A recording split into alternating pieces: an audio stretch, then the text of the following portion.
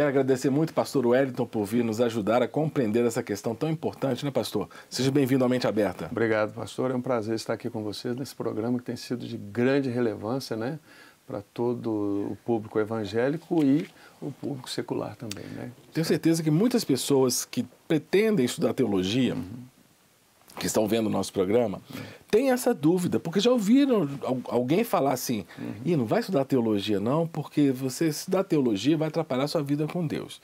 De onde que vem essa história? Eu posso dizer que isso é uma falácia antiga, né? Porque vamos voltar um pouco na época em que o catolicismo romano detinha o poder das escrituras, né? de lei e tal. Então a população, eles tinham, de forma geral, o seguinte, olha, antes do século XVI, né? Que quem lê as escrituras, quem tem acesso, fica doido, e isso foi passado. É só o clero que pode ter acesso, só ele que pode estudar. Então isso daí criou na população comum um sentimento do seguinte, olha, se você for procurar estudar, você vai ficar doido, você não vai entender, e essas coisas vão te levar a ser radical, ou então ser muito liberal, coisa que hoje nós sabemos e temos visto que muito pelo contrário, o estudo da teologia, né, que é o estudo do próprio Deus, ela não busca afastar o homem de Deus, muito pelo contrário. Como é que eu vou... eu quero conhecer do Cássio. Eu vou estudar sobre você, eu vou ficar mais longe de você? De maneira nenhuma, eu vou me aproximar de você. Eu vou conhecer sua esposa, eu vou conhecer os filhos e os seus hábitos. E com isso eu não estou afastando do Cássio, eu estou me aproximando. E quanto mais próximo de você eu estou, mais eu procuro te agradar, que agora eu sei do que você gosta, Cássio. Eu não sei o que é, né? Mas depois você me fala. Mas no caso, há situações em que determinados cursos de teologia têm afastado as pessoas da Igreja de Deus. Porque há muitos cursos de teologia. Sim. Quais seriam os critérios para eu escolher um curso de teologia que me aproxime de Deus ao invés de um curso de teologia que me afaste de Deus? Olha, uma das coisas que a gente tem que ver, a teologia em si, ela não é o problema. Eu não vejo problema na teologia, né, que é estudar as Escrituras e aprofundar nelas. O problema são as linhas que nós temos. Aí é complicado. E um outro, que é o grande agravante disso tudo, que é quem ensina. Porque eu posso pegar uma linha que eu defendo que é completamente contrária às Escrituras. Nós temos muitos seminários hoje, né? Até faculdades reconhecidas pelo MEC de teologia, que elas ensinam princípios contrários aos princípios da própria Escritura. Né? Ela é mais, vamos dizer assim, ela é mais liberal, ela apresenta um Deus que para ele tudo pode, você pode qualquer coisa, tudo é Deus, Deus é tudo e pronto, acabou. Então, eu acho que isso aí é danoso, mas isso não vem do ensino da palavra, isso vem do ser humano, isso vem do homem, né? Quem complica tudo é só o homem. Ele que atrapalha. É ele que atrapalha. Mas no curso de teologia, que seja uma teologia que aproxima a pessoa de Deus, como é que é a estrutura de um curso de teologia? Porque o senhor é diretor de um seminário, né? O Cristo para as Nações, ele é internacional, não é isso? Isso. Aqui é um polo? Como é que é? O Cristo para as Nações, nós somos afiliados e acreditados ao Cristo para as Nações de Dallas. Ou seja, o nosso certificado aqui no Brasil, ele vale em qualquer lugar onde tiver um Cristo para as Nações no mundo. E tem diversos lugares. Tanto é que nós tivemos um aluno que ele foi pastorear na Alemanha, e eles reconheceram o certificado dele lá. Só que ele teve de traduzir o nosso certificado para o alemão, né? Foi um processo lá que tiveram que fazer e tudo, mas foi muito interessante porque lá reconheceram, porque lá os critérios são diferentes, né? Então ele precisava de ter uma formação teológica para ter o reconhecimento do Estado, porque lá o Estado também reconhece. Então eles aceitaram o nosso certificado daqui, por causa do Cristo para as Nações internacional. Mas como é que é a estrutura do curso? Como é que se estrutura um curso de teologia, por exemplo, no Cristo para as Nações? Uma das coisas que a gente busca é o seguinte, ver aquelas matérias que nos aproximam mais de Deus e que nos levam a conhecer Deus. Então nós temos algumas matérias que elas são praticamente afins a todos os seminários, por exemplo, um estudo panorâmico do Novo e do Antigo Testamento. Vamos estudar, fazer um estudo exegético, ou seja, minucioso das Escrituras. Vamos fazer um estudo do livro de Hebreus, do livro de Romanos. Então, estudar esses livros não para procurar tirar deles aquilo que não tem, mas procurar tirar neles aquilo que está lá e muitas vezes está como pérolas, né? Então, a visão do seminário tem que ser oferecer ao aluno algumas ferramentas para ajudá-lo no estudo da Palavra de Deus e também, né, como a matéria de homilética, né? Não é omelete, tem Omelete. mistura, né? De homilética, que é uma arte de pregar, de como você prepara um esboço, prepara um sermão. Inclusive, Cássio, eu quero abrir um parênteses aqui, esse é um dos grandes problemas que nós temos de pessoas que não reconhecem a teologia como algo sério. Porque eles acham que, por que eu tenho que levar um papelzinho, um pedacinho de papel na mão escrito? Eu tenho que guardar na mente e tal, esse papel, isso é coisa do diabo, e aquela coisa era toda. Então o ser humano esquece que a organização, ela vem de Deus, é um critério de Deus. E nós vemos que Deus, ele é tão sábio, né? Vamos trazer aqui desde do livro de Gênesis, que foi escrito por Moisés. Por que Deus não falou, Moisés, você guarda e só ensina para os outros? Por que Deus mandou ele escrever? Escreve, né? Registra, porque a nossa mente é falha. Eu tenho um amigo que ele é advogado, que ele fala assim, que o lápis mais fraco ele é melhor que a mente mais forte. Interessante. Então, muitas vezes, aquilo que você coloca no papel, dificilmente você vai... Tem anos, né? A gente mesmo vê, tem algumas coisas que a gente escreve, depois de anos você vai rever, fala, eu nem estava lembrado disso. Então, são matérias que ajudam a pessoa. E, voltando nesse ponto, alguns pregadores... né, irmãos em Cristo, mas alguns pregadores desavisados, eles acham que, por exemplo, você fazer um estudo da palavra de Deus sistemático, você está perdendo a unção do Espírito Santo. Porque é o Espírito Santo que te direciona, o Espírito Santo que fala. Naquele texto, né, a letra mata, mas o Espírito vivifica. Mas ali estava no contexto da lei. A lei, por si, ela é fria. Ela precisa da ação do Espírito Santo para mostrar, ou seja, é o espírito da lei e não a lei em si. A lei em si ela é fraca, é olho por olho, dente por dente, bateu, recebe e tal, mas aí Jesus traz o espírito da lei. Né? Mateus 5 e 6 ele vai trazer o espírito da lei. E onde a gente vê isso? No estudo da teologia. Eu creio muito nos 5 ministérios de liderança da igreja. E embora hoje a igreja ela não reconheça isso mais, mas eu vejo que nós precisamos de resgatar. São os apóstolos, profetas, evangelistas, pastores e mestres. Se existem mestres, é porque existem alunos. O Senhor mesmo ele era chamado, né? E os líderes religiosos de ensino na época de rabi, de mestre. Ou seja, aquele que ele tem um conhecimento maior para passar para os seus discípulos. E Jesus mesmo, ele diversas vezes, até pelos que não gostavam dele, o chamam de rabi. Paulo foi um homem criado aos pés de um rabi, que foi Gamaliel. Né? Ele mesmo cita... Aprendeu aos pés de Gamaliel. Aos pés de Gamaliel. Citou os 5 ministérios e eu queria ver a relação entre o ensino, o estudo da teologia e esses 5 ministérios. Muitas denominações religiosas exigem daquele que vai desenvolver um ministério pastoral o curso de teologia. Qual que é a sua visão, pastor Wellington? Um profeta, um apóstolo, um mestre, um evangelista também precisam de um curso de teologia? Por quê? Eu creio que o curso de teologia é válido para todos. Jesus, quando ele vai trazer os seus discípulos, ele não faz divisão entre quem era A, quem era B ou quem era C. Todos participaram de um mesmo ensino. O apóstolo Paulo, quando ele vai falar sobre os 5 ministérios de liderança, ele fala que esses 5, eles têm que estar preparados para aperfeiçoar os santos. Mas para eu ter o conhecimento e aperfeiçoar os santos, eu tenho que ser preparado também.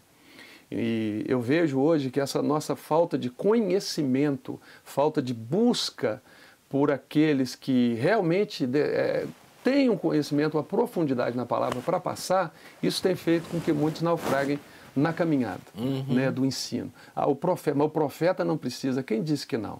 Existia a escola de profetas na época dos profetas Eliseu e Elias. Se existia uma escola, é porque tinha um aprendizado. Pelo menos eu creio assim. E por que hoje seria diferente? E um grande... desculpa. Não, porque eu fico pensando, o profeta contemporâneo, eu entendo que não é um adivinho, na perspectiva bíblica. O profeta é aquele que fala... o profeta é a boca de Deus, não é isso? Sim, então ele tem que saber o que Deus quer dizer para a igreja. Pronto, você falou tudo. Né? Eu estou dando uma matéria agora nesse mês no seminário, ela se chama Questões Contemporâneas e a Bíblia. Nessa matéria nós trabalhamos alguns tópicos como, por exemplo, o aborto. Nós trabalhamos sobre o direito de greve, né? Trabalhamos sobre homossexualismo e tal. Você fala, mas por que vai trabalhar isso no seminário? Porque isso tem que ser trabalhado pela igreja. É o cotidiano, né? E lá no seminário, o que eu falo com os alunos? Vocês não estão aqui, e eu digo, o aluno de seminário, ele é alguém que Deus está te levando ali para te treinar e te preparar, para você se tornar também alguém apto a ensinar. Né? Apto a ensinar, e a Bíblia fala isso. E aquele que ensina, esmere-se no fazê-lo. Então, nós temos uma grande responsabilidade. E eu falo para eles o seguinte, essas questões têm que ser tratadas na igreja. Eu já encontrei pastores, amigos, que viram para mim e falaram assim, você podia ir lá na minha igreja para falar sobre Apocalipse. Eu falei assim, mas por quê? Não, porque eu não entendo nada, eu nem gosto de ler o livro de Apocalipse. Eu falo, camarada, alguém, pastor, um líder, que não gosta de ler o livro de Apocalipse, ele não gosta de ler a Bíblia. Você me perdoa até o colega, mas não gosta de ler a Bíblia. Por quê? Porque o livro de Apocalipse, por ser o último em termos de colocado na Bíblia, né, lógico, mas ele tem referências de toda a Bíblia nele e dele em toda a Bíblia. Para você entender o livro de Apocalipse, você vai desde Gênesis até o livro de Judas. Tudo isso daí, se você não busca o conhecimento, você nunca vai entender o Apocalipse. Então não é o problema do livro do Apocalipse. O problema é que eu não conheço o restante das Escrituras. Jesus vai falar para os saduceus, né? Errais por não conhecer as Escrituras e nem o poder de Deus. Falar em Apocalipse, eu queria que depois do intervalo, nós vamos para um breve intervalo, a gente conversasse um pouquinho sobre a teologia sistemática. Porque quem não cursou teologia como a gente cursou, às vezes ouve falar teologia sistemática e não entende muito bem o que é. Porque a escatologia é uma das, digamos, das áreas dentro da teologia sistemática. Né? Qual a importância do estudo da teologia sistemática? A gente conversa sobre isso depois do intervalo, tá bom, pastor? Vamos para um breve intervalo com o pastor Wellington e voltamos já com Mente Aberta.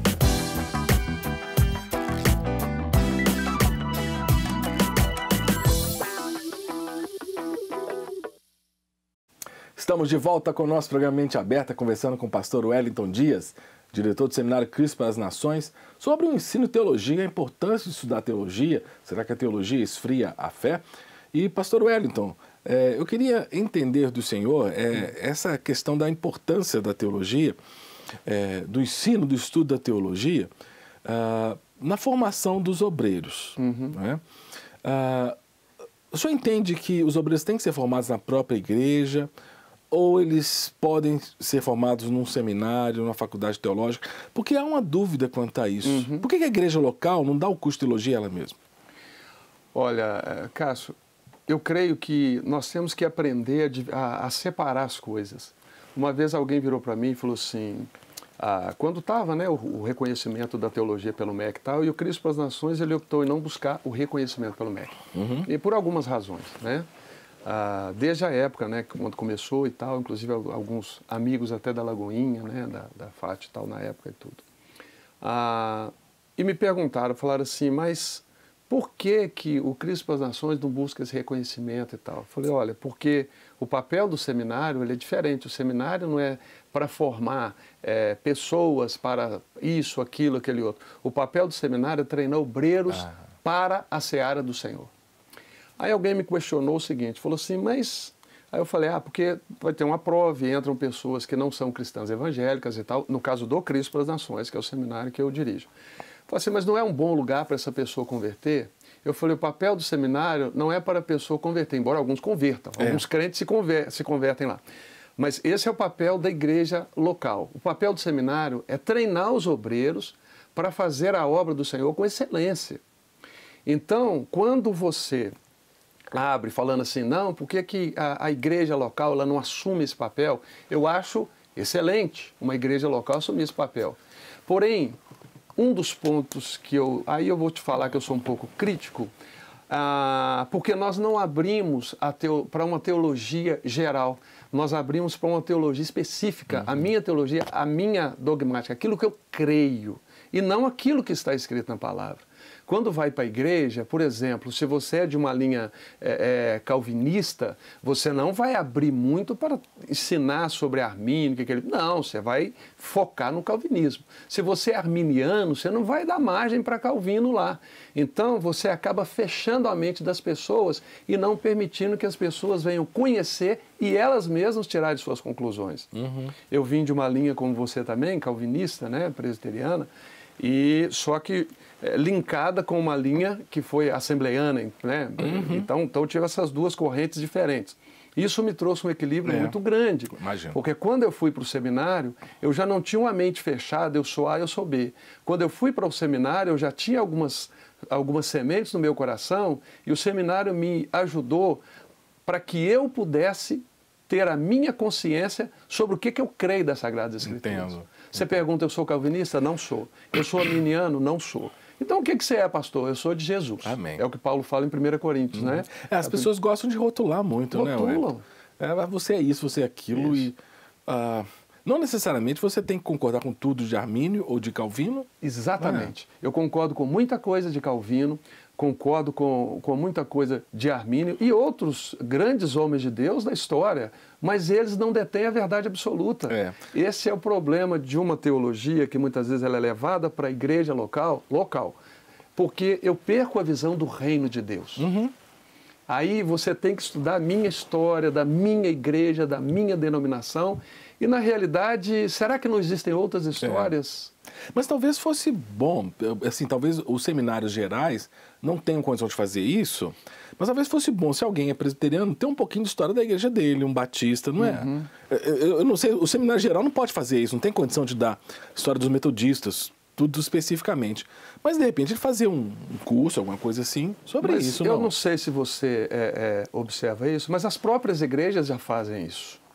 Porque quando você vai para o meio batista, eles já fincam a bandeira, nós fomos aqui, nós acreditamos nisso e tal. E se a pessoa ela desliza, o pastor vai chamá-la e falar, nós não acreditamos nisso. Pastor, eu sou batizado, eu queria batizar, mas por aspersão, né, o que é o batismo tradicional presbiteriano, metodista e tal, né, que é a água na cabeça e tal. Aí o pastor batista vai falar, eu não batizo dessa forma, é só por imersão. Você vai na igreja presbiteriana. Então, já é definida a linha que a igreja segue. O seminário, eu creio, eu posso estar redondamente enganado, porque como os outros que eu falei, eu também não detenho a verdade absoluta.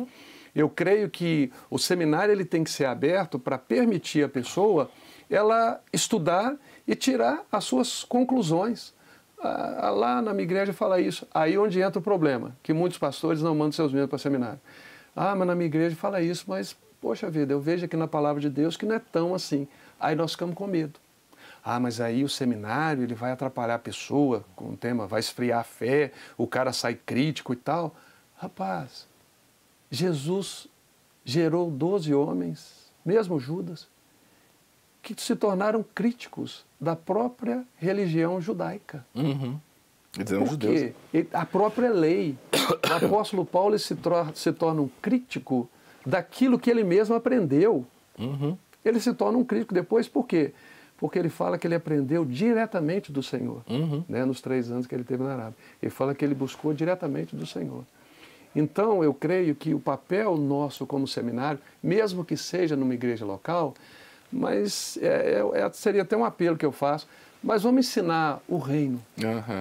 Talvez aí, pastor Wellington, fazendo um link com o que conversávamos no primeiro bloco, você lembra que você falou de Apocalipse, de escatologia? Que a escatologia é uma das áreas de teologia sistemática. Muitos seminários, por exemplo, são dispensacionalistas. Só ensinam dispensacionalismo. Né? O estudo de escatologia transcende em muito o dispensacionalismo. Não estou criticando o dispensacionalismo, não é isso. O seminário que eu fiz é dispensacionalista. Né? Mas eu tive, por dever de ofício, aprender várias correntes. Eu vim da igreja presbiteriana, né? Ela era predominantemente amilenista, e o dispensacionalismo é pré-milenista. Exatamente. Mas me parece que quando você divide a teologia, se você sistematiza o estudo, isso permite que você veja várias áreas, não é isso? A teologia sistemática eu acho que é boa por isso, né?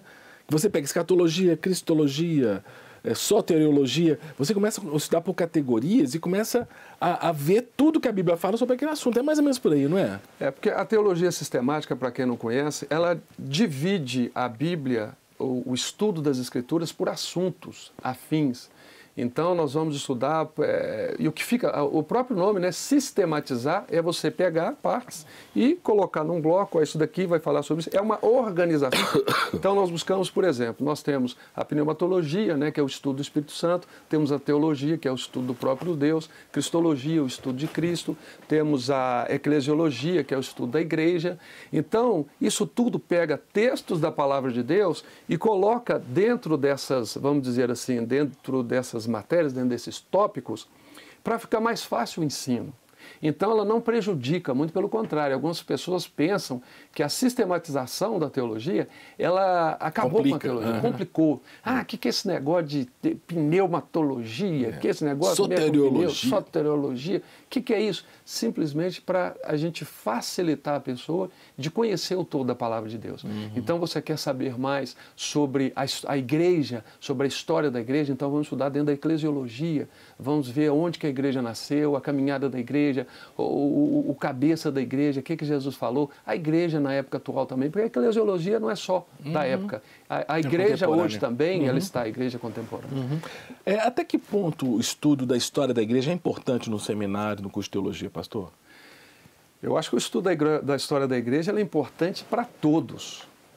Eu fico muito chateado quando nós chegamos dia 31 de outubro, onde nós temos algumas igrejas hoje, por incrível que pareça, eu fiz um estudo certo dia, nós temos um negócio chamado Halloween Gospel. Ah, não acredito. Halloween Gospel. Que isso? Um dia eu vou mandar para você. Jesus. O que é o Halloween? É uma festa do Dia das Bruxas, né? E muito comemorado nos Estados Unidos, mas que não tem nada a ver com a nossa fé, muito pelo contrário. E o dia colocado foi exatamente o 31 de outubro. O que nós temos no dia 31 de outubro? Nós temos a comemoração da Reforma Protestante. É uma das datas mais importantes da história da igreja recente, é o dia 31 de outubro. Só que o diabo, muito astuto, ele substitui. Então, nós perdemos parte, ou perdemos a nossa história. Aí, quando você chega falando isso para as pessoas, ela fala, mas eu não sabia. Ninguém nem conhece Lutero. Por quê? Porque as nossas igrejas parou de ensinar a história da igreja. É lamentável. E se nós não conhecemos a nossa história, nós não temos um passado. Sem referência, né? Exatamente.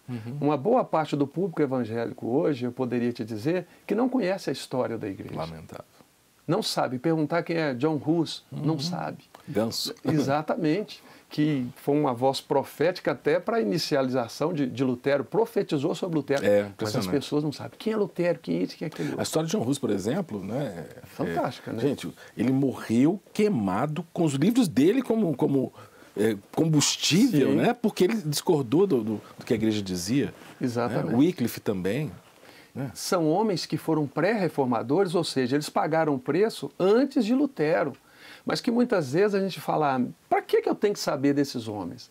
Aí eu pergunto para quem tem essa dúvida, eu falo, para que eu tenho que saber que ano que você nasceu? Porque você sabe o ano que você nasceu, você sabe a sua história. Se eu te perguntar quem é o seu pai, você vai me contar. Mas muitas vezes nós não sabemos a nossa história, a história da nossa igreja. Né? E é importante, por exemplo, quando alguém vai falar alguma coisa sobre o catolicismo romano, entender quando que isso tomou. Porque a igreja católica ela é a primeira igreja. Na realidade, isso foi mais ou menos no ano 300. Né? O romanismo não fazia parte da igreja, da primeira igreja, da igreja do Senhor Jesus. Primeiro e segundo século não tinha isso. Não era católico. Né? Exatamente. Está acabando, mas assim, vou dar só uma pitada aqui, rápida. Línguas originais. Eu lembro que eu sofri demais. Falta um minuto, Mas assim, o que você acha? Tem que estudar ou não? Rapidamente. Importantíssimo, porque quando as línguas originais são o grego e o hebraico, né? Quando você estuda, você vai buscar as fontes nos originais. Aí fica mais fácil até para você tirar suas conclusões. Nós temos tantas traduções da Bíblia hoje, tantas versões, chega num ponto que a pessoa se perde. Então vai lá buscar no original o que esse texto diz. Então é importante o estudo tanto do grego quanto do hebraico, para a gente ter um conhecimento maior, fazer um estudo da palavra de Deus com mais propriedade. E para quem prega, é a melhor coisa do mundo. Ajuda e muito. E quem ensina também. É verdade. Quero agradecer demais, pastor Wellington. Isso que a gente está falando, porque nós dois trabalhamos em seminários, pastor Wellington, Cristo para as Nações, eu trabalho no Carisma, e é muito bom ser útil, né, pastor? Amém. Formando obreiros para a seara do Senhor, né? Amém. Obrigado. Pastor, Deus te abençoe, viu, querido? Amém. Espero contar com você sempre aqui. Aqui eu conto com você. Aqui é Minas, então, conto com você. Estamos juntos e misturados. Junto e misturado. Muito obrigado a você que assistiu essa conversa gostosa com o pastor Wellington Dias sobre o ensino teológico. Espero que você tenha gostado, eu gostei demais.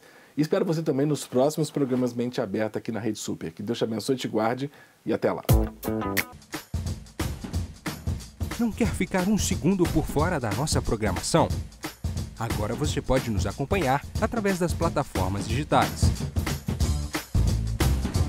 Não perca tempo. Acesse, curta e siga-nos. Fique por dentro de tudo o que acontece por aqui. Rede Super, inspirando você.